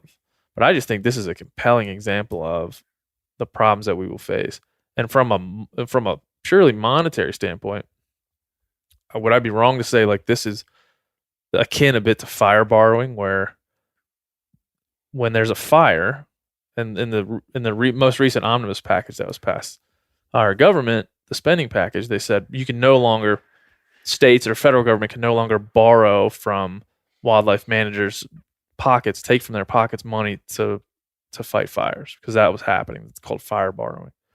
Is this similar to that, where you'd be like, hey, we've got to manage these populations. We're going to take from the coffer of the state wildlife managers buyers would take money from their coffer and put it into this, or at least it competes with other priorities. Totally. It competes with elk. It competes with whatever from a purely monetary standpoint. Absolutely. And, and we were with biologists. We were with a Lowhoughton cutthroat trout biologist who was sitting there and saying, yeah, like I can come to my creek that's been hammered by horses and put together a plan to restore it. But my hands are tied, and that opinion, that research will never be employed until there's adequate funding to deal with the horse issue. Yeah. So we have wildlife money that's being put into wildlife department's pockets to protect game species, non-game species, and habitat. They can do the best job that they could ever dream of, but you have this tide of wild horses that are there stifling their progress. They're there turning potential habitat for California bighorn or mule deer or pronghorn into overgrazed deserts. And that's simply because there's that disconnect. There's that inability for the federal government to address the horse issue, and there's a lack of funding that's tied up with feeding horses in captivity to actually implement the change. There's litigation, but there's also that fiscal hurdle. So I definitely think you have, and we saw this, you have these biologists who are so passionate about their species, their non-game, their game species, and they see what needs to be done, and they literally can't do it. I mean, we had, I'm not going to name names, but a biologist who was one of the head game biologists for Nevada. Career was spent working with game species in some of the most beautiful, rugged country in Nevada. He cried on interview with us because he was so frustrated and embarrassed and disappointed that he would spend his entire professional career on a topic that got worse on his watch. We interviewed a guy, one of the head horse and burro program supervisors for the BLM, who spent his entire career, 40 plus years, working for the federal government in DC and in Nevada, working on public lands and the wild horse issue. And he sat there and he said he was embarrassed and disappointed that on his watch, the program didn't get better. He did have some positive remarks about collaborative efforts being developed and communities coming together to work towards a common goal. But in terms of quantifiable wins, the situation has undeniably gotten worse. So I think, like you're saying, it's a money problem. We're taking money out of the pockets of people trying to do the best work they can to protect our wildlife, our native ecosystems. And it's just kind of like the shit show of the political system, litigation, and a lack of resources. And at this point, adoption rates, everything we're doing to manage wild horses doesn't come close to dealing with the reproductive rates. Yeah. What's the gestation on a foal? Well, every 4 years, populations are doubling. Whew. Yeah. Isn't that insane? That's insane. Yeah, it's a lot of animals. I think about like the way that we think of and how like our value systems might help correct this or make it worse. I don't know. But like when we take the gloves off on an animal, for instance, the coyote in Wyoming, they'll pay you $50 to whack a coyote or hogs. We take the gloves off. And one is hunters. I think most hunters are like, woo, gloves off. Yeah. Dude, I kill 50 of these. Yeah. And sometimes I feel like that. It's like, it's fun if it's not, it's part of, hey, I can go out and kill 10 hogs. And it doesn't matter how I do it. Right. And that meat's good. The experience is good. Oh man, it's shooting practice. Right. We've taken the gloves off those animals. I don't know if you interviewed somebody in the same position as the people that are working on the horse program and said, hey, did taking the gloves off do much from a hunting standpoint? Yeah. We took the gloves off. There's coyotes in every state. They live in swamps and plains. They live in mountains. They live everywhere. Every ecosystem has a coyote. Right. So like, does taking the gloves off as hunters really do anything? And the same with a horse. Does taking the gloves off and saying like, hey, you're on public land, you see a horse, crack it. Yeah. Shoot it in the head. Don't eat it if you want, whatever, fine. Just take a picture of it. Bring it back. I know that's a crude way to say it. Yeah. And probably disrespectful to that animal, but Might get a few emails in your inbox. Yeah, it's fine. It's fine. Listen, I've never killed a horse. I'd probably eat one. If somebody IndigoBuntingBen@gmail.com. I bunting. I just wonder, as the toolbox, I mean, they have a certain toolbox that's not working. Right. Hunters are a tool themselves. So I wonder how that could be done. It would never be tolerated in this country for people to just be walking around killing horses. Well, this year... Or would it? You tell me. This could be another email string. Yeah. I'm pretty sure, I feel pretty confident saying this out loud, that there was a hunting season that was opened on a Native American reservation this year for a few, maybe like 1 or 2 individual horses. I'm fairly certain that none were harvested, but I would have to imagine that decision came about out of desperation. That group of people, those land managers, those stakeholders, feeling as though there weren't options available aside from hunting. From a more general place, the coyote reference and the pig reference I think are interesting because coyotes were initially like a southeastern species that have colonized America functionally because we removed a lot of the apex predators that kept them in check, and we just created a lot of avenues for them to just like pigeons or starlings to kind of follow our dust trails. An adaptive critter that can live where we live, or really can live anywhere. Right. Yeah, we gave it an inch, they took a mile. Yep. A lot of the research out there would say now that hunting coyotes actually just makes more coyotes. Yep. And hunting hogs makes more hogs. Educates the ones that are there and makes more. Right. So I think at that point, hunting in those situations, I would say isn't a tool for necessarily management. Maybe on a small local level, on a certain ranch or in a certain area, you might be able to impact the long-term population, but I think the take needs to be pretty high. Horses are different because they're not as fecund, or they're not reproducing as rapidly as a coyote or a pig, which we know have many babies often. I'm not an expert in horse biology, but I would probably wager that if that was legal, and if that was socially acceptable, if the tools were in place and the platform was in place to implement hunting, never going to happen, but continue. It could be effective. Unfortunately, I, as somebody who loves horses, as somebody who more than anything loves, well, my family and friends, but ecosystems, that's what I live for 100%. I don't quite see another option. I think that the situation will only get worse, and I think we're kind of at a point of no return where the populations are growing at a rate that the tools we have can't possibly do enough. And I think the result is that you're going to have more die-offs, and you're going to have more public land that's degraded, and you're going to have more wildlife that are losing and more horses that are losing. And it's just kind of a shitty situation. Yeah. Horses. Yeah. Wild Horses. A Shitty Situation by Charles. Yeah. That's, I think, a nice film. Yeah. That's the synopsis. Yeah. I mean, I think these shitty situations are stressful. He's sweating right now just talking about these horses. I'm still looking at these horses right now. Sorry. Makes you want to watch Finding Nemo or something. Yeah, something uplifting. Keep it simple. Yeah, don't watch Dances with Wolves or anything like that. Yeah. I like the way that you put that, because I think shitty situations are just like you said. Be a student. Understand that there is a positive outcome here. Are we able as a society, moreover, to stomach killing a horse to save the horses, right, and the elk and the sage grouse? Are we willing to do that? My best guess is absolutely fucking not. No way. Damn it, Ben. I know.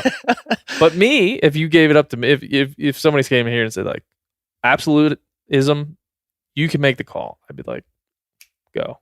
Yeah.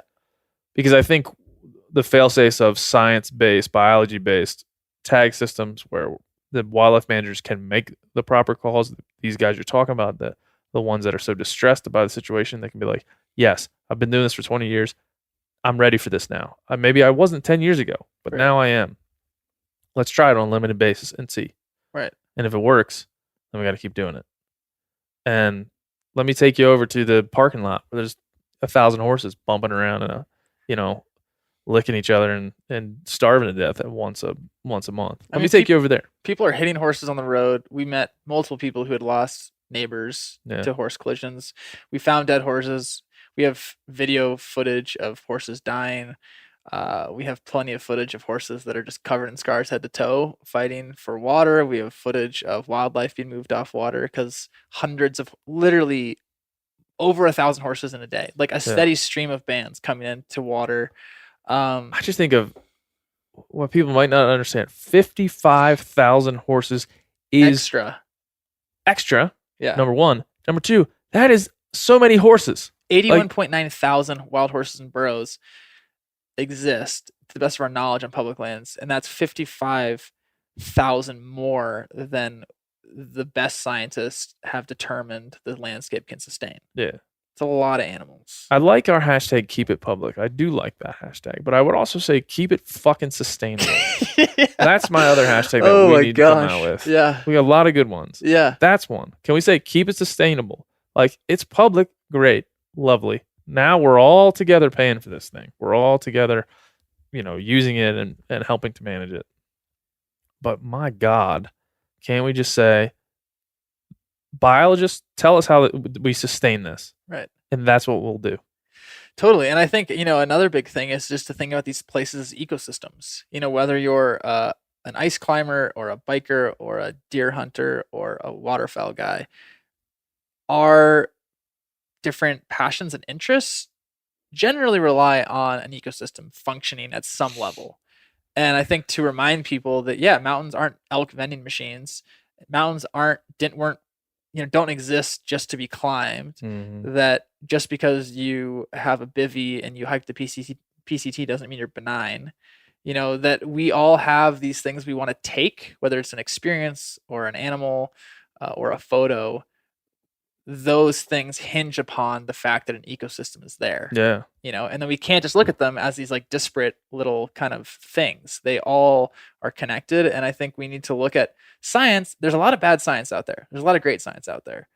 But we need to look at science and look at the options available with that like level head, of not getting caught up in emotions. Because sadly, we live in a time where emotions do more than science. I was listening to a TED Talk the other day, and this guy said that the way we feel about animals will do more to write their future than anything you'll read in a science book. Yeah. And that is scary. That's a great point.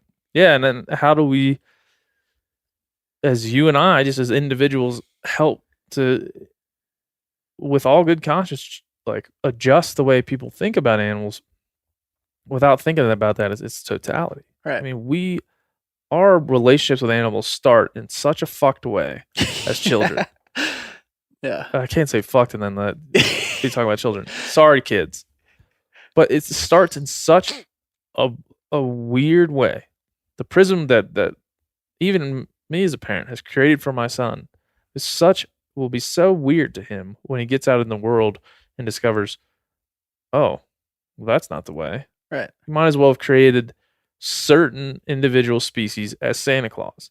You've basically told me a lie about what they are. Like, you lied to me. They don't wear suspenders and go to the market. They eat their young. Like, why did you lie to me?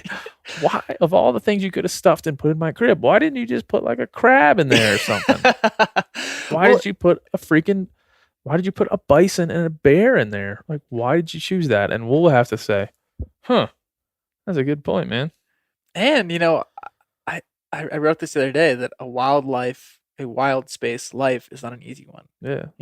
For folks who have sat out and watched elk in the rut or have watched horses at a watering hole or even watched does get after it. Yeah. I mean, it's rugged out there. Yeah.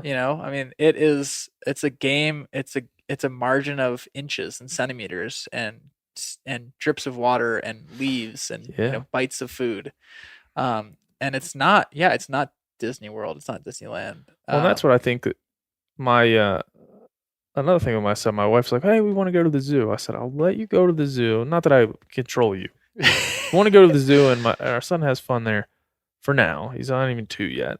That's great. Feed the goats, whatever. But let's watch it when we get we get to the point where he understands what these animals really are. Right.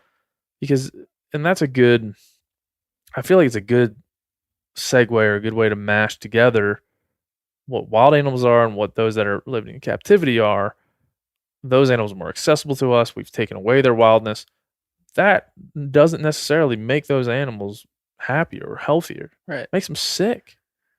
And so this, why not embrace the wild, like how wild it is and how complicated it is and how it asks things of us as participants in it that can be difficult, because living in the wild is difficult, but you can't take that away from a lion, put it in the zoo and say, oh, we'll be happy now. Right. We took away the wild. Nobody will try to eat it in there. Yeah. And that lion's like, fuck you. Yeah. I would rather be out there trying to get eaten by something. Well, and I think you see the horses in the holding facility, and you see them and it's like, okay, they're safe. They have water. They have food. That life's got to suck. Yeah. I mean, life in the wild isn't much easier, but I don't know. I think if those horses could talk, they'd probably vote for an option in the wild. And if the bears could talk, they'd be like, stop putting me as a stuffed animal, you asshole. Yeah. Because I'll eat you. And you come up here trying to feed me, and then I have to eat you because I'm a bear, and then you shoot me. Stop it. Well, and it's that idea of ambassadors, really. It's something that a good friend of mine, Chris Burkhardt, people maybe listening know of. He's a photographer, a really great, substantial one. Yeah. Yeah. Great guy.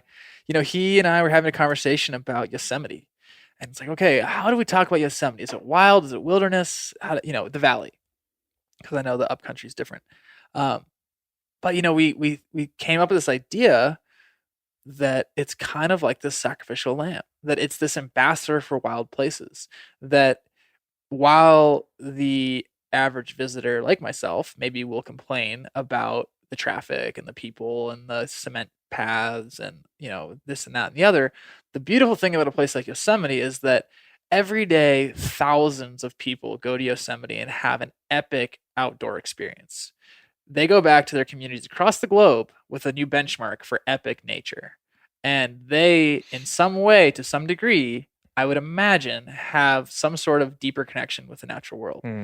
Just like the bear in the zoo or the horse in my backyard, they're kind of ambassadors for these wilder things. And through the same lens, that's what excites me about the hunting space. I grew up hunting. I've hunted a little bit. I'm mainly a wildlife nerd who eats meat and enjoys going out and trying to get some. I do think that one of the things that's been intriguing to me about the hunting space is that there are a lot of people out there, yourself included, who I think are amazing ambassadors for the right story. The story that helps solve the PR crisis that I think has been troublesome in the hunting space. Sure. Narratives that challenge all the BS that gets published, the worst examples that gets published, and reminding people that there's a lot of really good humans out there doing their best with an open mind and an open heart, interested in asking questions, interested in being compassionate, interested in doing the best they can on the land, and just trying to go about it in the best way. And it's like, we're better off showing them the best examples of our community as opposed to talking shit and saying like, look how bad this person is, or look how they could have done that better. And that's something for me that recently came up, because I got into a situation not long ago where I was in a group of people that were all hunting industry people, and I found us just churning through like, oh, that guy, we all kind of agreed on, the judgments we were throwing out there. What'd you say about me? I was like, Charles Post, too handsome. That guy's a nerd. Yeah, nerd. Get out of here. But I found myself like, whoa, man. Here's a bunch of people, smart, influential, understand hunting, compassionate, good people, but are getting caught up in maybe it's just an interesting conversation to have about people and the rumor. I was like, man, I got to get away from that. That's one. Two, when one of these damn lady killed a giraffe stories comes up, and just like the gun, the mass shootings comes up, this is a storyline that we've all heard before. Right. So lady kills giraffe, sits in front of giraffe, takes photo, people get mad. That's a storyline we've always discussed. We've been there, we've done that. I think this, you think this. I have to ignore that. Like, going forward in my life. Right. Not that I did in the past, because as a writer and a journalist, I'm like, well, that's a great. I could write a story on that. People might click on it. Yeah. Woo! But now it's just like I'm gonna be over here pulling, and maybe wild horses, although not as compelling as Lady with Giraffe, is a better way to spend my time and a more positive way to pull the rope towards me. Yeah. And maybe if as soon as I start engaging in some ridiculous bullshit argument with somebody about a giraffe, and you know how it always goes, she's like, "Hey, she shouldn't have shot that giraffe." And you're like, "Well, giraffes? That was an old giraffe, man." Like, you've never even seen a giraffe. It was 8. Look at the stripes. Yeah, man. Look, it was an old giraffe. Be like, listen, go away.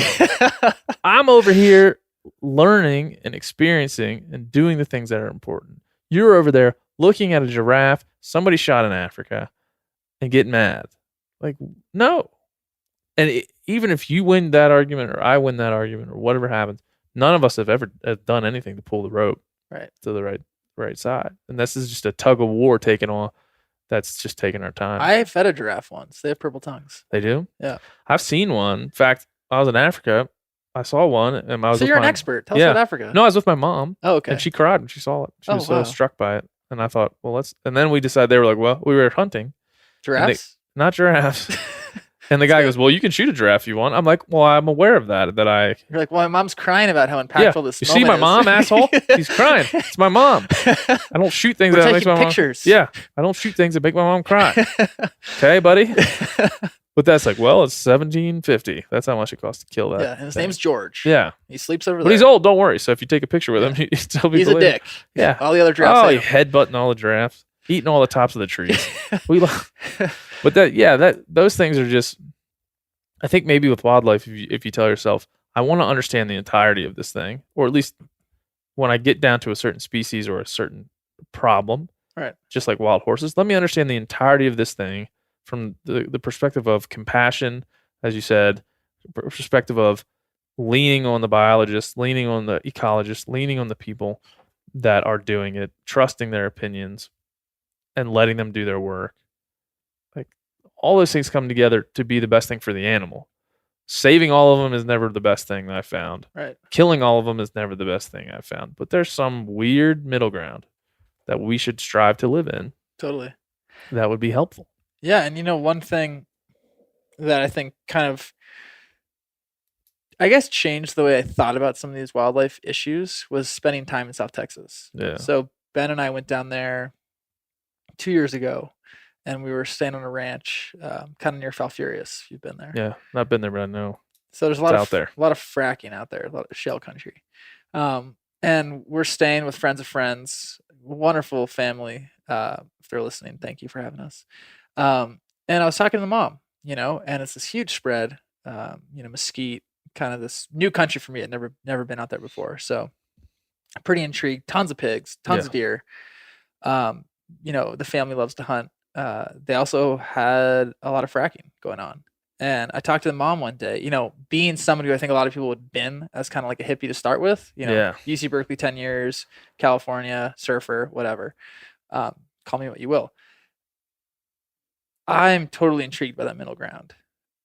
I'm totally intrigued by other people's realities. And I asked her, I was like, hey, how does I don't know anything about fracking. I've read a bunch of papers about it. I've listened to professors talk about it. I don't know anything about it personally. You own this land. How does it, what's the deal? How does it make you feel? She's like, well, if you look out there, that little guest house you guys are staying in, that was my family's homestead. That was their main house. And they scraped a living together, running a few cattle, probably Corriente. Never really got ahead. It's a tough life. South Texas is hot. It's rugged. There's not a lot out there. Yeah, I mean, there is, but it's a rough place to live. It's a rugged landscape. So she says, okay, so imagine this. You own all this land. Somebody knocks on your door and says, we're going to pay you guys this much every month for this many years, and it's going to change your life. And she's thinking about her family. She's thinking about her future. And she says yes. And everybody has their own opinion. I don't know what I would, I'm not going to make an opinion on it, but that's what she did. With that, it's changed their family's life. She's now one of the main people in that part of the state that holds migratory pollinator kind of events where people come out to their ranch and they document songbirds and migrating monarchs, and they're constantly working to restore the ecosystem to be more friendly to migrating pollinators. And she was like this total butterfly nerd and totally passionate about it, and totally passionate about songbirds and creating habitat and managing the wildlife. And she wouldn't be able to do that if they didn't accept that opportunity. One's not better than the other, but that's somebody's reality. And she is going about her reality in, I think, a pretty awesome way. Mm-hmm. It's easy to say like, oh man, she's fracking, that's shitty, but I met her, she's a great person, and she is using some of that financial latitude to do something that needs to be done, which is like being mindful of the fact that pollinators are in decline, migrating monarchs are in decline, and she has a small role in that huge narrative, which I think is an important one. Yeah. Well, that almost bleeds into, like, in a strange way, you go north to Utah and you look at Bears Ears and you're like, kind of similar to that. Yeah. Like, there's a place that's sacred to a lot of people. It's sacred to one side because of the glory of the way it looks in the landscape, and even on the native side, how they view it in their culture. But then it's really for the other side, they're like, we can get some money out of that thing. Like, we need that stuff. That's right. There's consumption that we have to drive, and there's some over there. We'd like to get it. Same for that lady. I mean, you have to have it. If the government was a person, if the government was that lady, the government has to make that choice. One side would choose fracking. One side would choose, butterfly preserve. Right. Even for the government, fracking, money, national monument, costs. Yeah. And there are some, so there's both sides of that. And it's hard because, like, how do we, you and I have our own set of ideals and experiences and kind of intuitions, but like, how do you put a value? Like, how it's hard. Like, how do you judge that? Yeah. I mean, how do you judge the native Alaskan who is advocating for a road to be built to their remote village that goes through caribou migratory grounds, and their gallon of milk is going to go from $12 a gallon to $3 because they can drive in the 9 hours to Fairbanks? Yeah. Like, how it's tough. I could see it both ways. I could see like the history of, I can see one way saying we don't need any more roads, right? Because if you follow that one guy's line of thinking, I need a road to make my milk. If everybody's milk gets cheaper, our landscapes get destroyed. Right. So we have flying cars.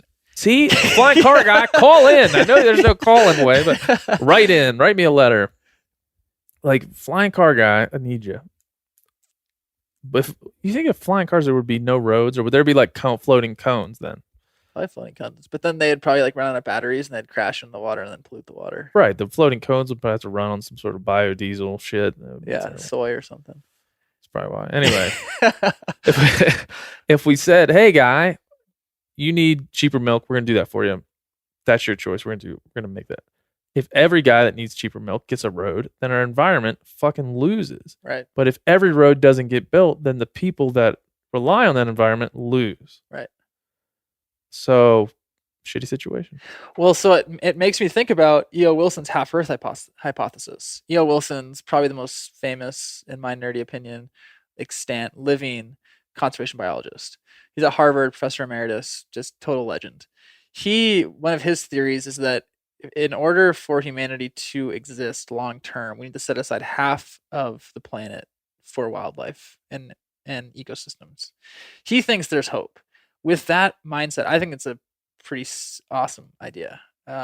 With that mindset, we'd look at the guy who wants cheaper milk and we'd look at the other dude who wants cheaper milk, and we'd say, what is the ecological value and what is the impact, the net impact? So me personally, and maybe I'll get hate mail for this, I see the Bears Ears thing, which is important and has a lot of value placed.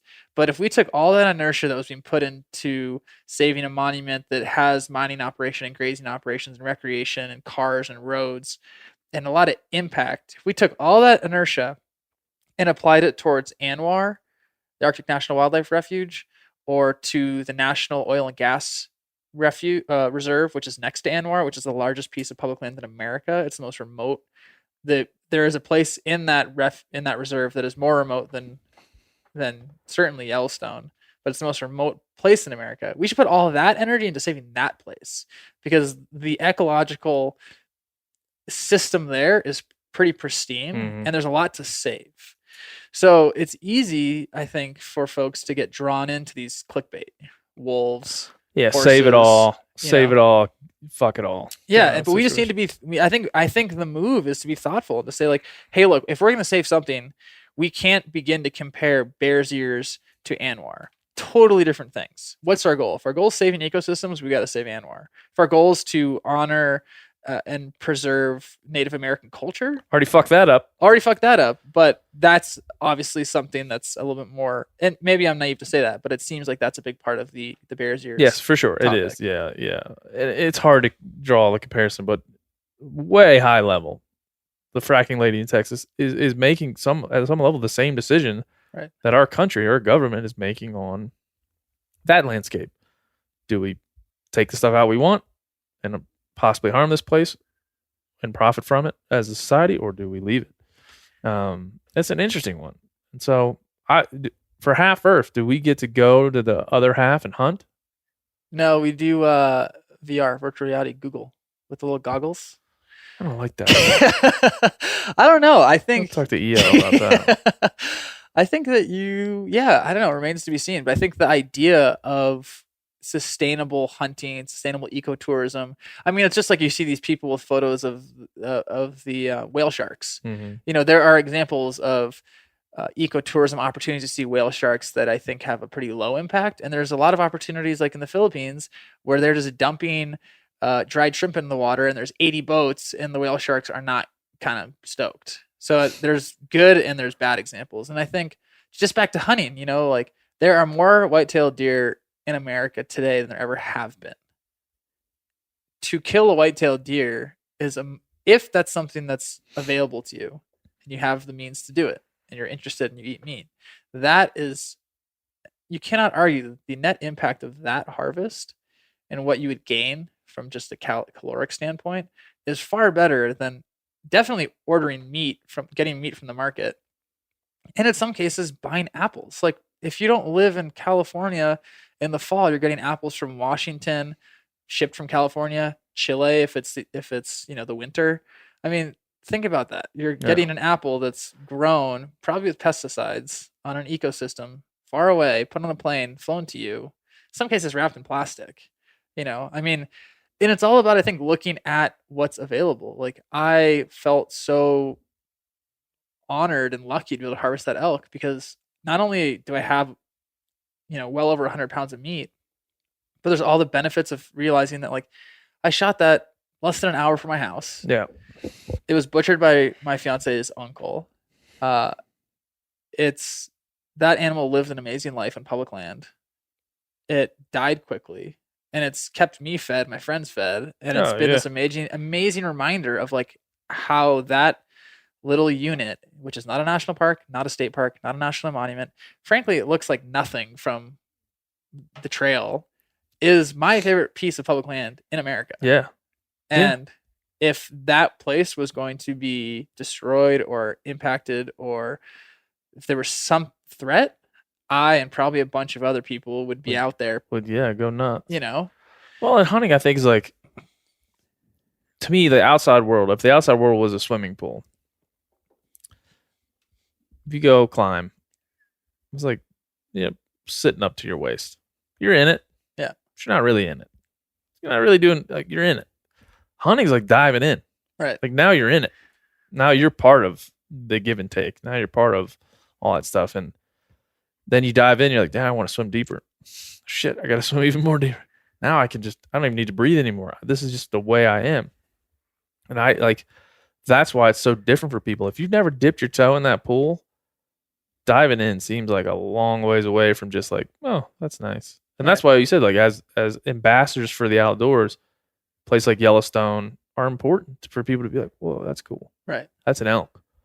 And then conversations like this one, oh man, all right, I could kill that elk, but I could still have compassion and care for it, and they could be nuanced. Okay, maybe I might try that.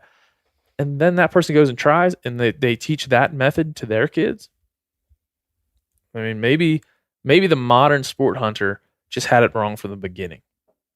like maybe the modern sport hunter somewhere in the 40s or the 50s fucked it up. Right. And there was a whole legacy of my grandfather and my father teaching me a way that wasn't sustainable for now. Totally. And I think, not their fault, by the way. yeah. Love you, Dad. And I'm sure there's things that we're thinking now that aren't sustainable for the future even then.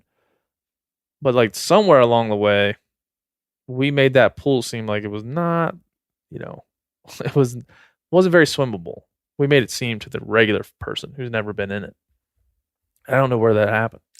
Well, I think that's the beauty of like history, right? Like hindsight's 20/20 and foresight's a lot less than that, and to your point, I think back then, like you can't necessarily blame the trappers. No. My grandfather hunted wolves because there was a bounty on him, and he was a Harvard trained forester.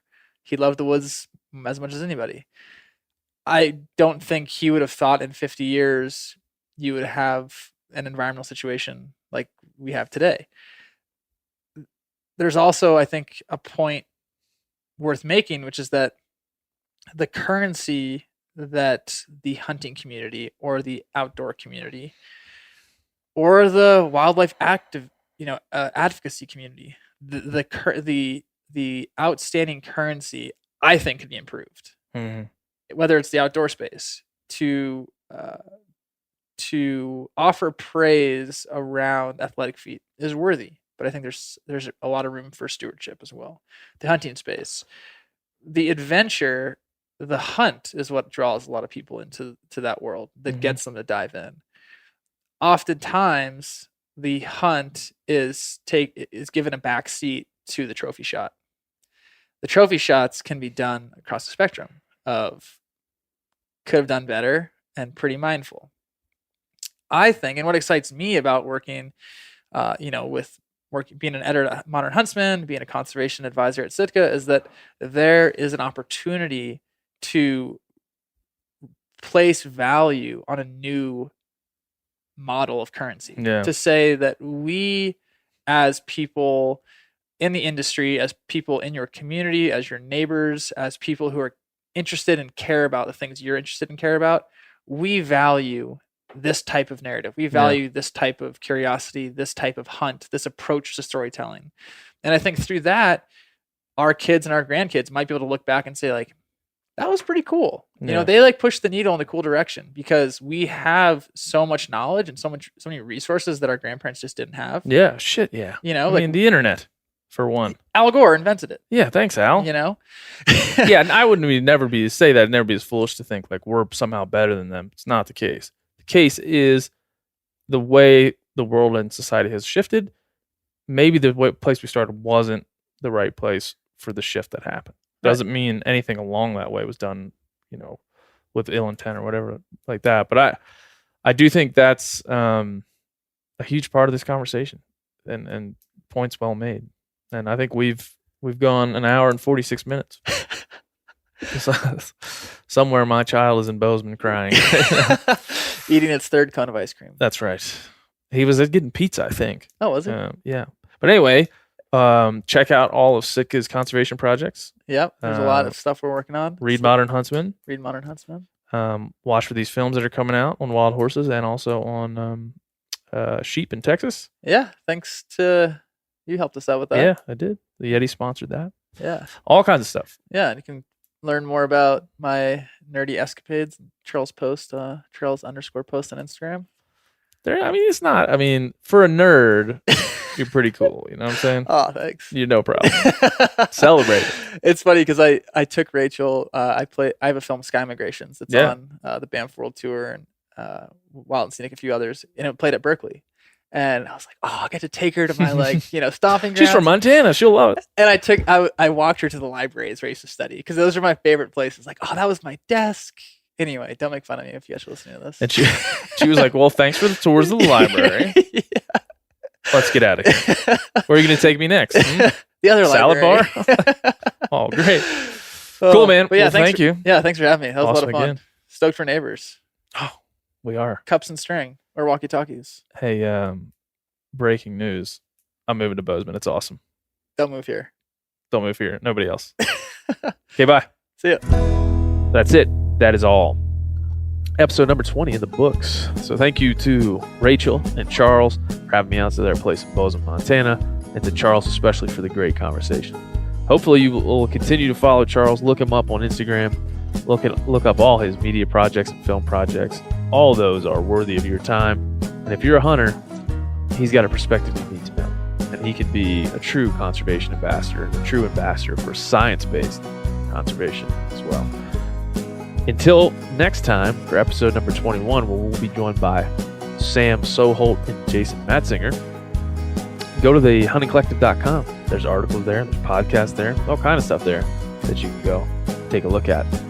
The last couple of podcasts from Ben, Shed Crazy, Dentamonte, and others. So enjoy those, and we'll see you next week.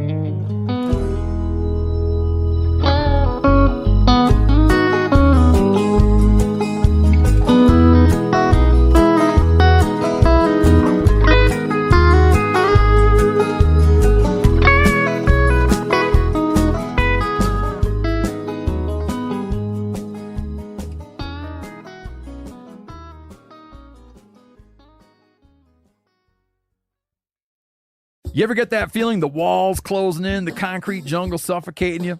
You crave some wide open spaces, the chance to connect with nature, maybe in a spot all your own. Well, head over to land.com.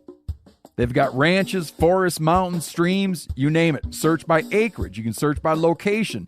You can search by the kind of hunting and fishing you're dreaming of. Land.com. It is where the adventure begins. Hey guys, turkey season is in full swing right now, and if you are planning on getting after it, make sure to pick up some Meat Eater Phelps turkey calls to stuff into the old turkey vest or into your fanny pack right now. I carry a few different things. I like to use mouth calls, and I like to use pot calls. Mouth calls or diaphragms, I like them because it gives you hand-free calling, meaning when you're working a bird up close, you can have your gun on your knee, finger on the trigger, ready to roll, and still be making turkey sounds. I like pot calls because I just like pot calls. I enjoy calling with a pot call. Whatever direction you go, including a box call, which I don't personally use too much, but they're fun and great, and I started out with them. Yanni, on the other hand, one of my main turkey hunting buddies, he loves box calls. And what's funny is I'll now and then look to him and give him the look that means get out your box call and find us a turkey. So it's not that I don't like them. I just have Yanni use his. Then I don't have to carry it. Go to Phelps Game Calls. Get calls that are made in the USA and get calls that'll get them close. Find yours at phelpsgamecalls.com today.